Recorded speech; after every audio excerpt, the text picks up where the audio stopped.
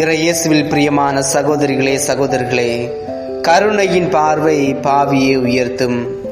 இதோ ஆண்டவரின் ஆட்டுக்குட்டி என்று திருமுழுக்கு யோவான் சுட்டி காட்டுகின்றார். அது பாவத்தை அஞ்ச வைப்பதில்லை, நம்பிக்கையை கொடுக்கிறது. புனித பவுல் திருச்சபையை துன்புறுத்துவராக இருக்கின்றார். ஆனால் இயேசுவை சந்தித்த பின் கருணையின் தூதராக மாறுகின்றார். புனித கமிலோஸ் டி லெலேஸ் கடும் பாவ வாழ்க்கையில் இருந்து எழுந்து நோயாளர்களாக தன்னையே அர்ப்பணிக்கின்றார். இன்று பலர் நான் மாற முடியாது என்ற நம்பிக்கை இழக்கின்றார்கள். இன்றைய நற்செய்தி நமக்கு அறிவிப்பது இயேசுவின் கருணை கடந்த காலத்தை விட பெரியது. நாம் ஆண்டவரின் ஆட்டுக்குட்டியை நோக்கி பார்க்கும்போது வாழ்க்கை புதிய படைப்பாக மாறுகின்றது. ஜெபம்.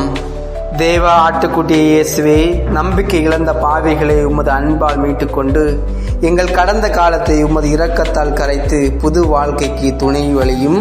ஆமீன்.